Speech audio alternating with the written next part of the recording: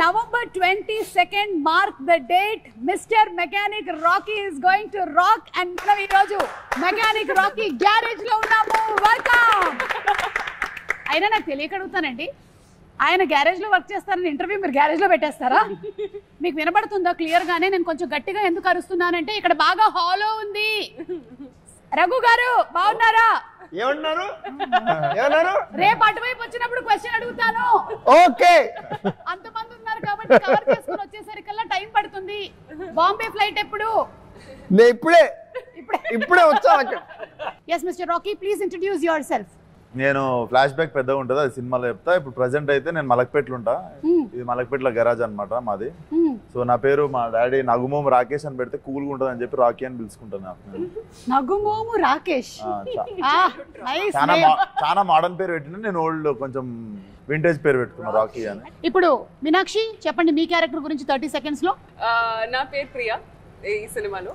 And ఒక చాలా stingy లాగా నేచర్ ఉంది, మనీ సేవింగ్ నేచర్. అండ్ చాలా వాట్ యు సే మైజర్ మీరు. కానీ కంజూస్, చాలా కంజూస్. కానీ she is a very good person at heart. Okay, yeah, చాలా హెల్ప్ఫుల్ గా, నైస్.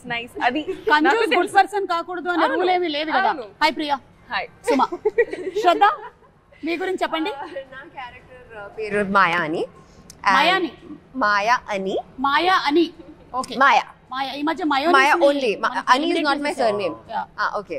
అప్పుడు షీ ఈస్ వెరీ చాలా ఇన్నోసెంట్ గా, చాలా హెల్ప్ఫుల్ గా she comes in to the universe of Rocky and she just out right helpful.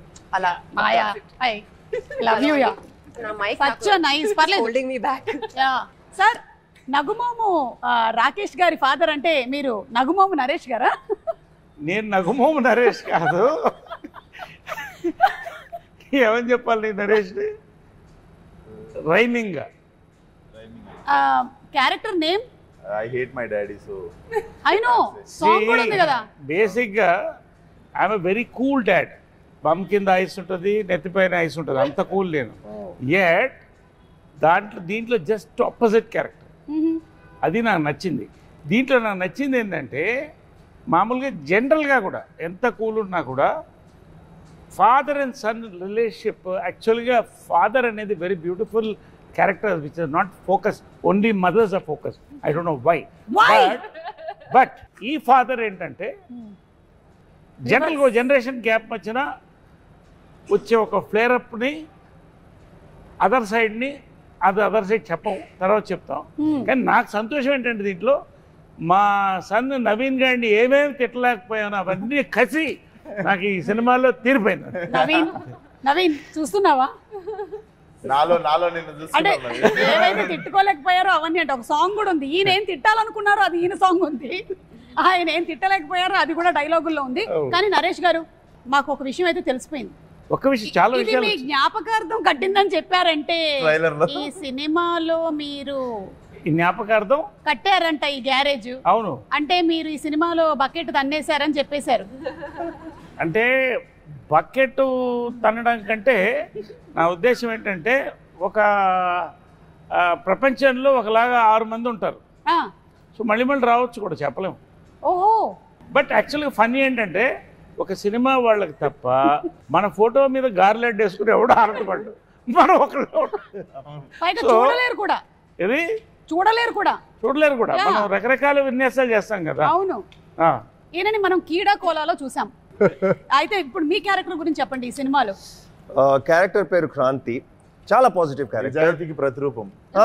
Positive. వీళ్ళందరూ వేషాలు కనిపించట్లేదు అంటే వీళ్ళందరూ వేషాలు వేస్తుంటే నేనే అందరికి ఎలా చేయొద్దు, సరిగ్గా ఉండాలి అని నేను నిజంగా ఈ ఫిల్మ్ చూసాక అందరూ చిన్నవాళ్ళు కూడా నన్ను చూసి ఇలా ఉండాలి, ఇలా అవ్వాలి అని అనుకుంటారు. అలాంటి క్యారెక్టర్ పాజిటివ్. కీడా కోలాలో కూడా పాజిటివ్ క్యారెక్టర్, ఇక్కడ కూడా పాజిటివ్ క్యారెక్టర్. 5 సింహాలు ఉంటాయి బేసికల్ ఈయన డిపార్ట్మెంట్ లో. కనిపించకుండా ఇంట్లో కూర్చుని 5వ సింహం ఈయన. మీరు పోలీసా అండి ఇందులో? అంటే అండర్ కవర్. మేము చెప్పాము అందరికి. ఎందుకు చెప్తున్నారు మేము అండర్ కవర్? అంటే ఫుల్ ఉన్నారు కదా మీరు. అంటే కవర్ తీసుకునేవాళ్ళ. అండర్ కవర్ అంటే కవర్ చేసుకొని వచ్చేవాళ్ళని. అదే బట్ అలా లేదు కాబట్టి. ఓకే, సో మీరందరూ ఈ గ్యారేజ్ రిలేటెడ్ గా ఉన్నారు కాబట్టి టు స్టార్ట్ ఒక స్టార్టర్ కింద నేను మిమ్మల్ని ఒక క్వశ్చన్ అడుగుదాం అనుకుంటున్నాను. దీనికి ఎవరైనా సరే సమాధానం చెప్పొచ్చు. ఒక బైక్ ఆగాలి అంటే, మీరు బైక్ డ్రైవ్ చేస్తున్నారు, ఆ బైక్ ఆగాలి అంటే ఏం చేయాలి? ఏ, కాళ్ళతో రోడ్ని రఫ్ గా ఆడించాలి. బి, ముందు వాళ్ళే జరగో అని గట్టిగా అరవాలి. సి, వేళ్ళ దగ్గర ఉండేటువంటి బ్రేక్ ని నొక్కాలి. Anybody just jump off the bike and leave the bike ante. Very good, wonderful. Yeah, అది ఎవరికి వెళ్ళి కొట్టుకుంటుంది అనేది శ్రద్ధకు అనవసరం. Because she is the nicest person. Bike ఆపాలి అంటే ఇది ఆపడం కాదు, అది బైక్ ని Bike it will stop on its own. ఆప్తది. ఎవరినైనా గుద్దేసి అరే చూసి నడవచ్చు కదా అన్నారు. మీరు ఫస్ట్ డ్రైవింగ్ నేర్చుకునే ముందు నేర్చుకోవాల్సిన కొన్ని డైలాగ్స్ ఉన్నాయి. మనం అవతల వాళ్ళని గుద్దినా సరే మన ఫస్ట్ చెప్పదే ఏదేకే అని అడగాలి ఫస్ట్. యా, నరేష్ గారు మీరేమంటారు? ఏంటి అదే ఈ బైక్ విషయంలో. అంటే ఈ బైక్ విషయంలో నేను బైకులతోనే సగం జీవితం గడిచిపోయింది కాబట్టి అన్ని దీంట్లో ఉన్నాయి, అన్ని చేసేసాను. ఇప్పుడు నా వయసుకి ఏంటంటే బ్రేక్ వేయడం మంచిది.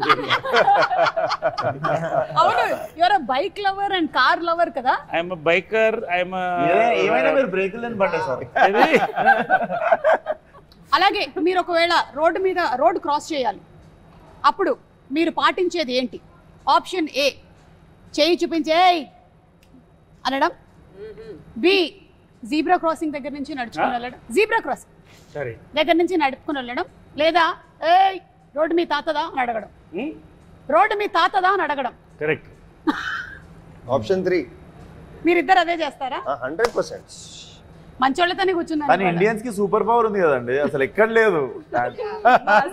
ఆపేస్తాం అసలు ట్రాఫిక్.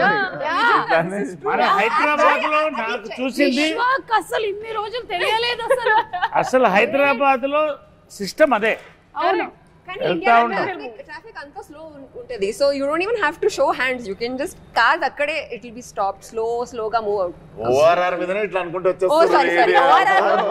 ముంబైలో కూడా రెడ్ లైట్ చూసి ఆగం ఎవరు రెడ్ లైట్, కానీ ఎవరు చేయి చూస్తే ఆగిపోతాం, ఎందుకంటే వాడు ఆగడు. And he is very powerful.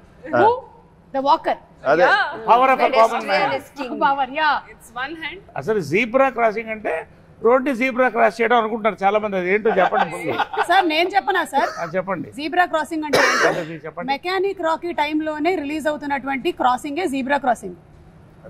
అంటే జీబ్రా అనే సినిమా కూడా రిలీజ్ అవుతుంది సార్.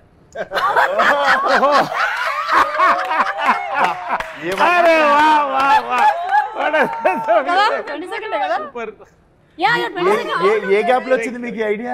సడన్ గా ఏదో ఇట్లా వెళ్తూ ఉంటుంది, నాకు నర్వ్స్ డ్యామేజ్ జరుగుతాయి. సత్యదేవ్ గారు మీ సినిమాకి కూడా క్రాస్ ప్రమోషన్ కొంచెం ఎక్స్ట్రా పేమెంట్ చేయాలి మీరు. ఇక్కడ మా పేమెంట్ లో కొంచెం కట్ చేసుకోవాలి మీరు. అంటే వాళ్ళు మీ సినిమాని క్రాస్ అవుతున్నారు.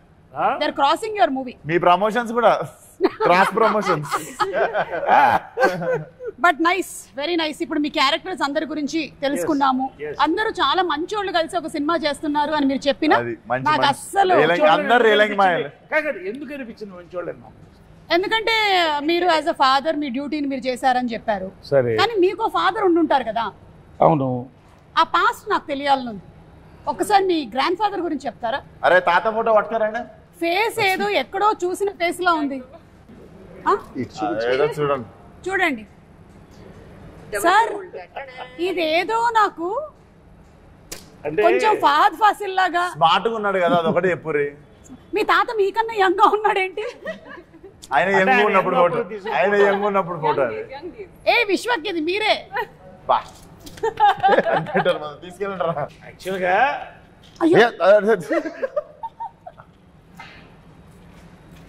యాక్చువల్గా ఏంటంటే అయ్యా ఒక హ్యాండ్ లేదు. యాక్చువల్ దీంట్లో సీక్రెట్ ఏంటంటే ఇతనే తాత.